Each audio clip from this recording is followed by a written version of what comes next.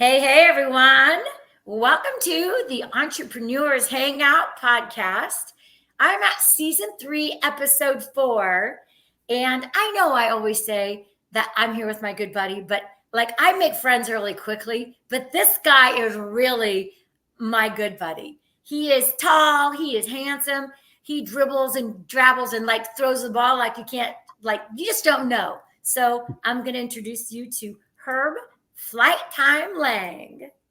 Thank you. Thank you, Khalid, for the warm introduction. First of all, thank you for allowing me to have some time to share on your platform. Yeah, like you said, we connected several months ago, and I think we're similar in the fact that we make friends pretty quickly, especially when we recognize good people. So thank you again for allowing me to be on your platform. You are so welcome. You are so welcome.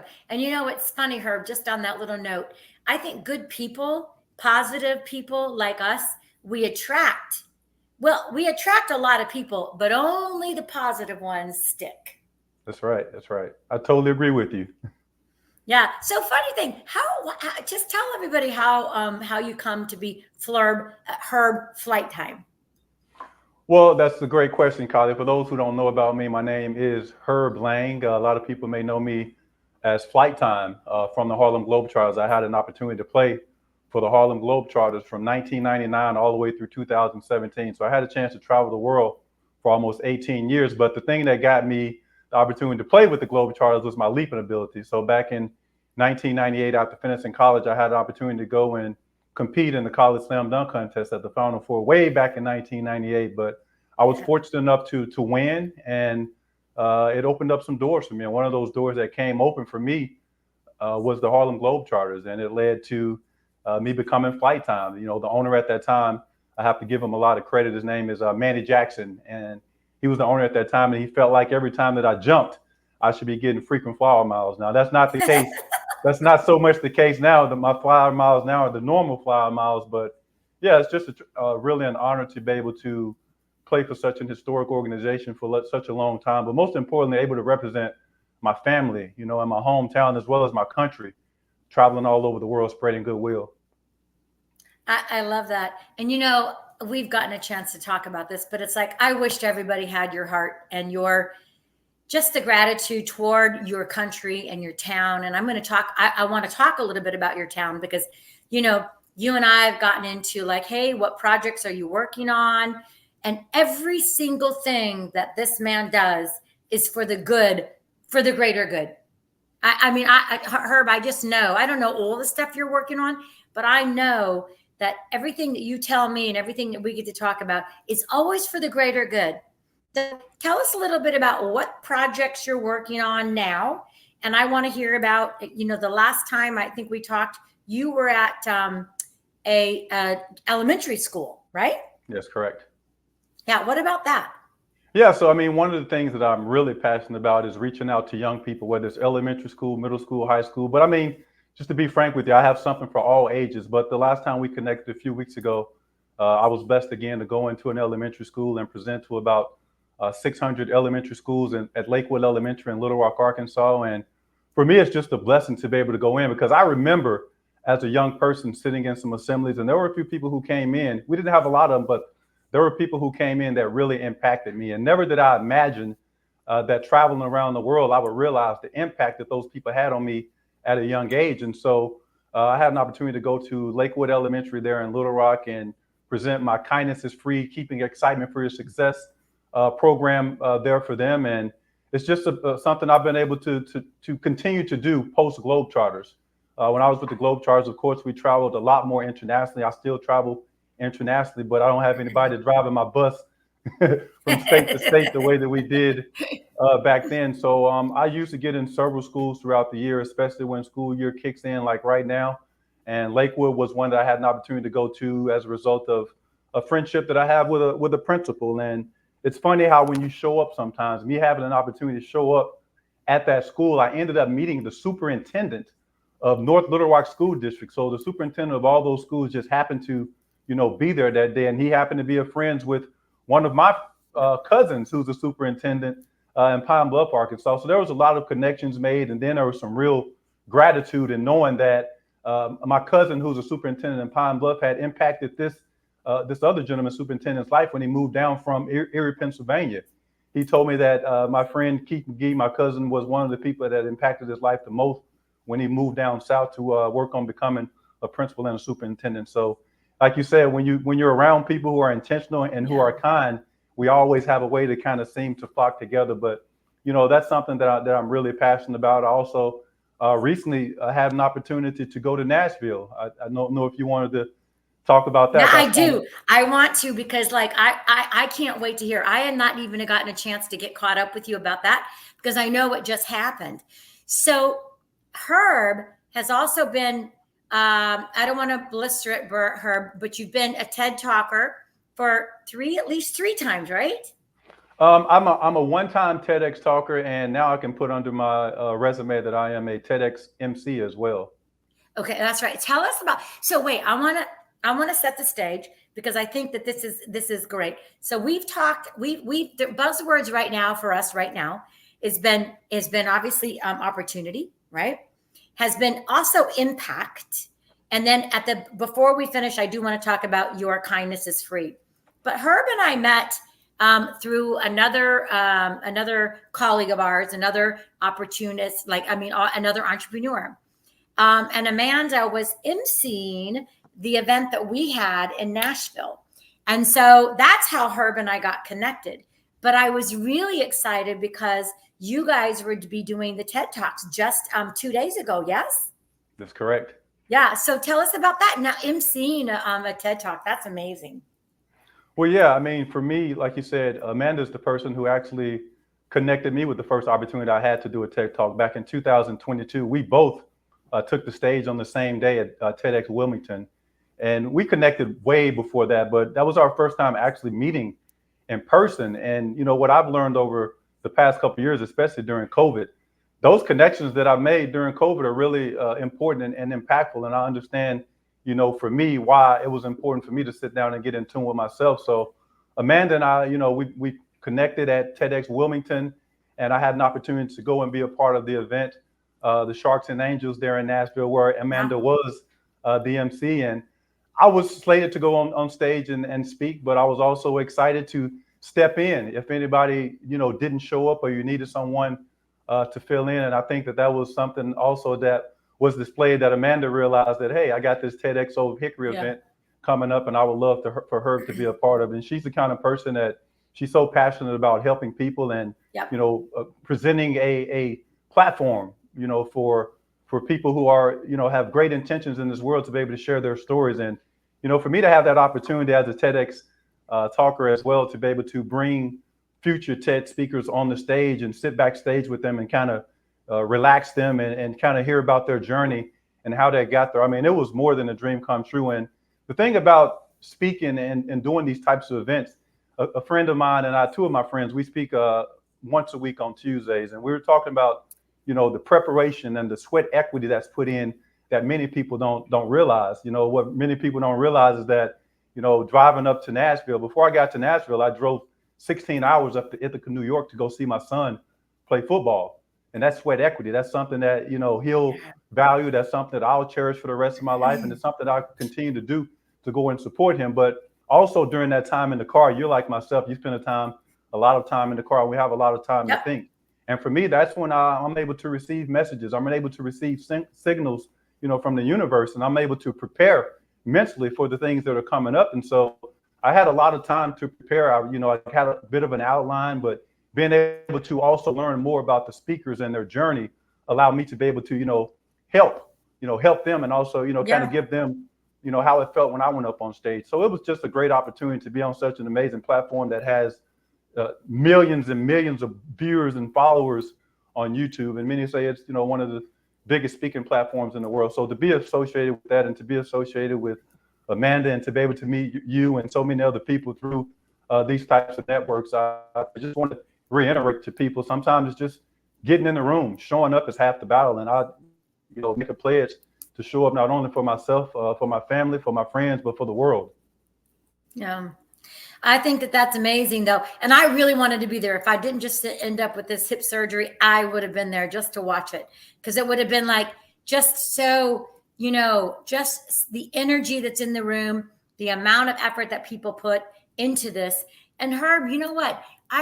You know what? I love sweat equity. I love that word. And I love that you brought it up in that way, because sweat equity, always came up to me in the real estate world. I spent 25 years in commercial real estate.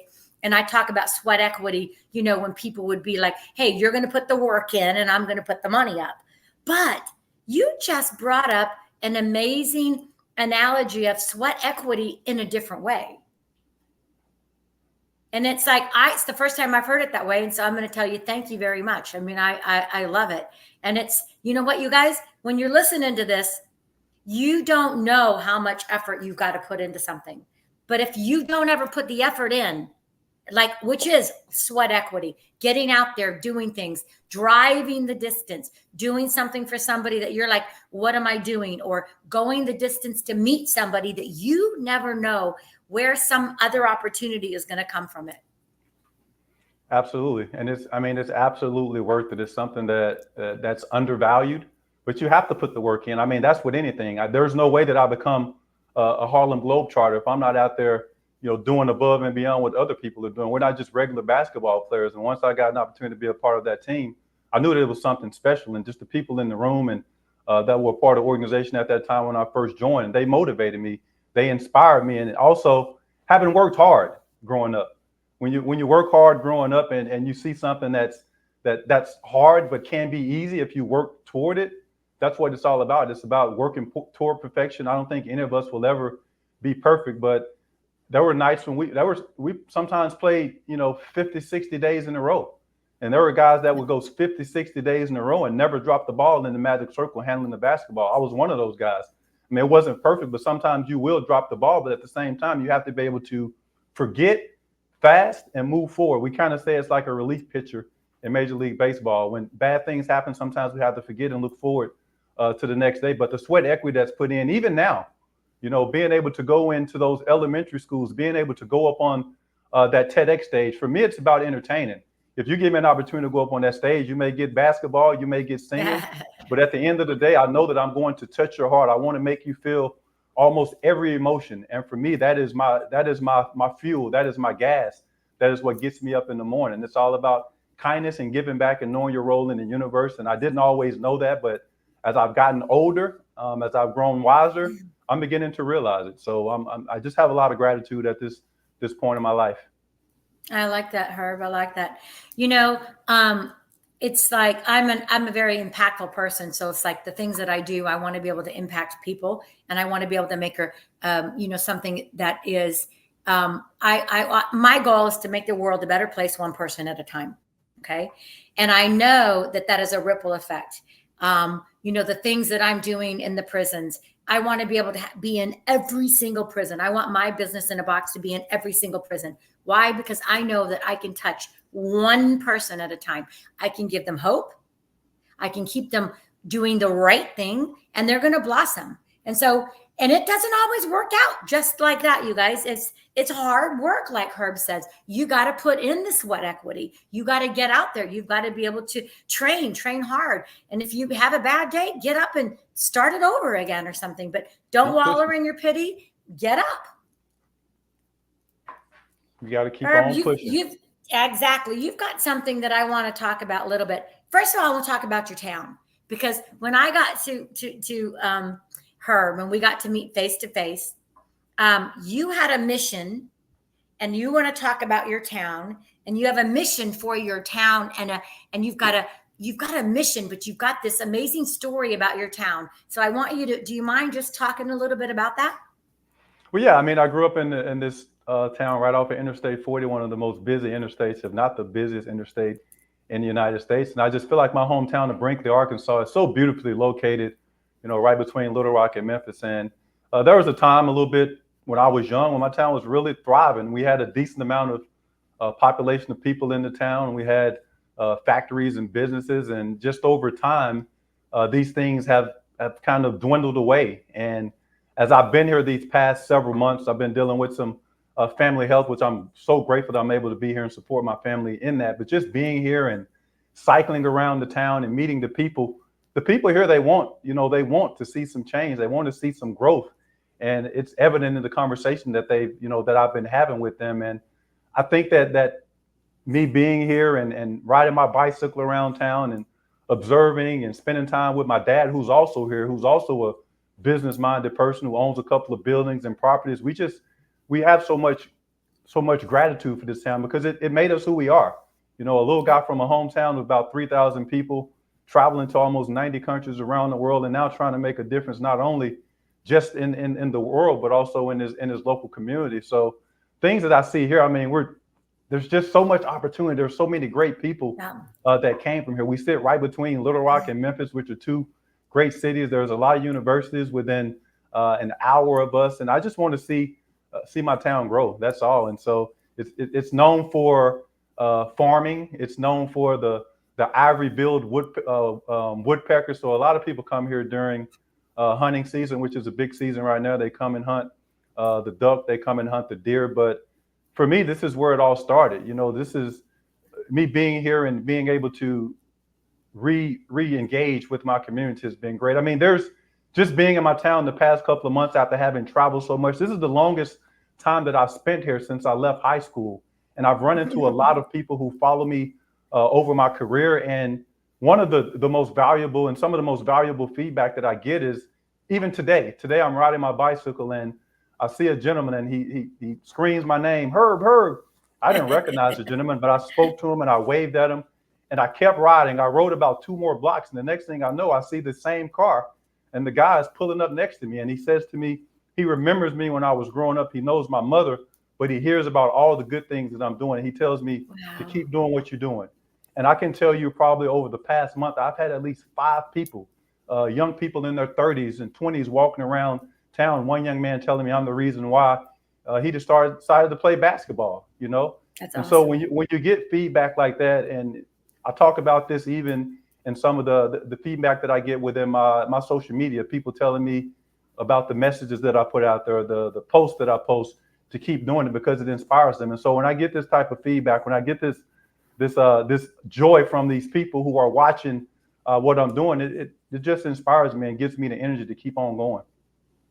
I love it, Herb. And you know what? It's like when you get somebody that's like in your town, which is just one area, y'all. It's like the whole point is when you get people that are like, man, I love what you're doing. You impact them. You help them. Not only that, Herb, it's like you not. I bet you you're going to be telling me in a month's time or 2 months time, hey, Kylie, I've inspired somebody to start a new business in my town. Because that's what you do, Herb. You inspire people, and you've got such a strong will and an impact that we're going to see your town flip around, and we're going to see growth. And that I promise you, and I'm going to be excited to be able to be there to help you celebrate that.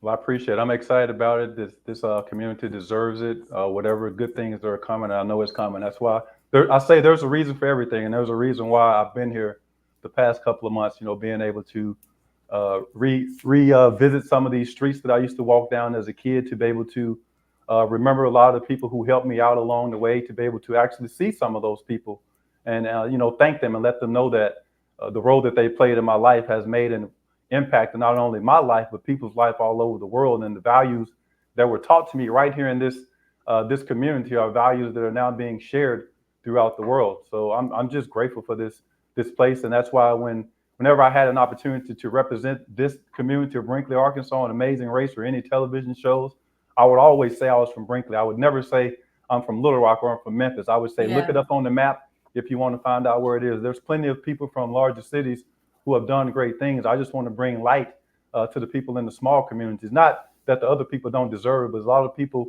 don't realize that great people come from small places as well. Yeah. Yeah. I love it. Okay. So now you mentioned the Amazing Race. Tell everybody how many times you've been on it. That's a great question. I've been on the Amazing Race 3 times, Kylie, and I've also lost the Amazing Race 3 times. At that, my teammate at that time, Big Easy Lofton, the first time that we did it was back in 2009, and I think we came in 4th place that time. But one of the cool things about it is that even in losing, sometimes you win. At this time, I was 10 years into my career. I wasn't jumping quite as high as I used to jump, but I knew that I had an opportunity to represent my family and the brand on the national spotlight. And by going out there that first season and not putting shame to the brand of my family, America wanted us back. So we had a chance to do again in 2011, season 18, and then we came back again and did season 24. Now, season 24 was by far our worst season. We came in sixth place. In season in 2011 and season 18, we came in second. So we're pretty close to winning $1 million. But Oh, again, at the same time, it was just it extended our careers. It showed our families and our friends that we could hold the baton for a prestigious organization, and it was an honor. And I still have relationships and friendships from that experience that I still hold true to my heart to this day. oh, I can imagine. It's like, I mean, second in the Amazing Race. To me, like that's like okay, you didn't get the $1 million, but you got all of the. First of all, again, just saying, I've been on the Amazing Race 3 times. You know, and so I think that is so awesome. I looked at some of the episodes, but I didn't get. But you weren't on the Amazing Race 3 times with the same partner, were you?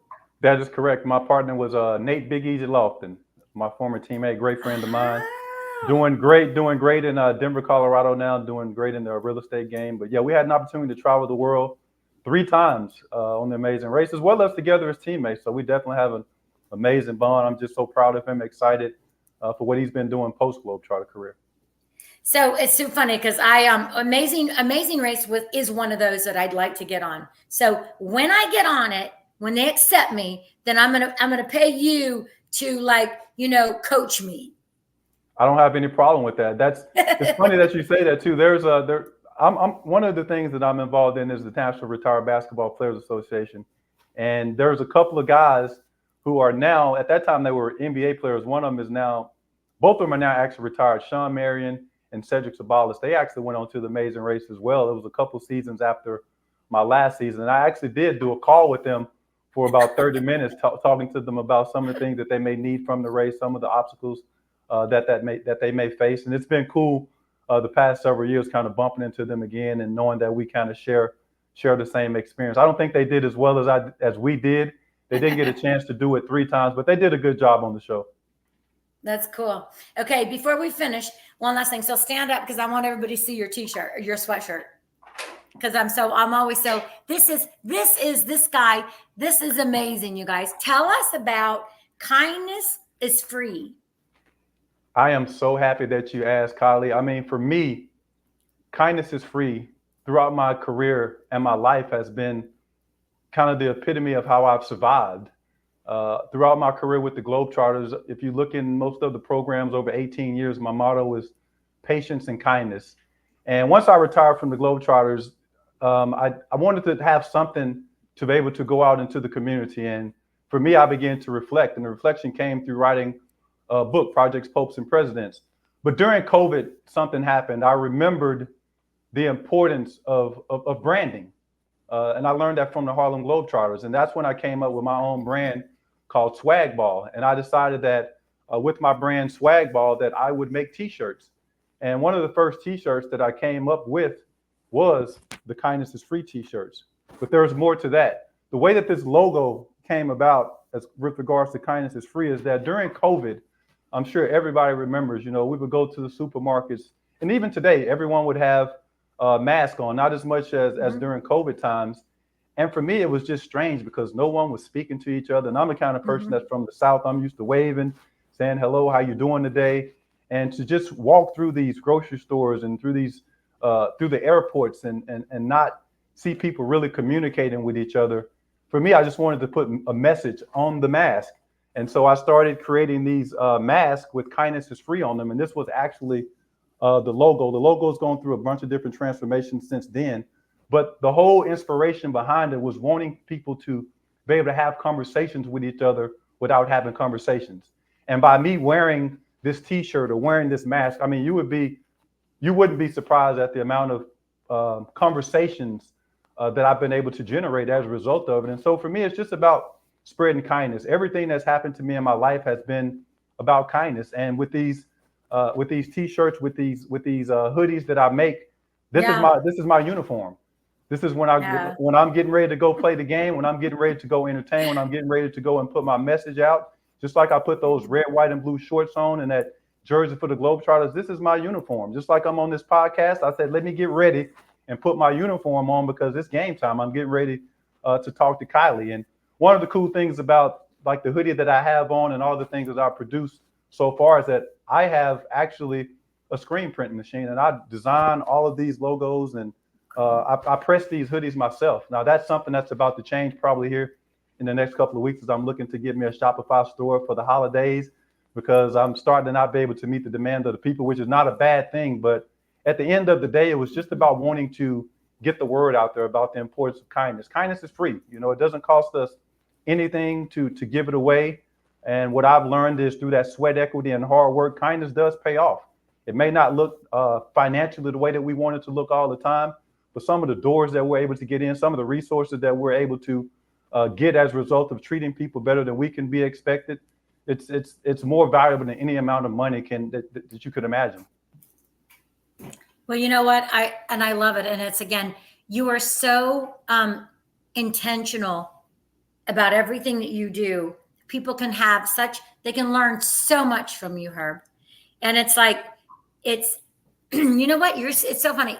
I want to say it's old school in such a good way. You're old school because those are the principles that we learned from our dads, man.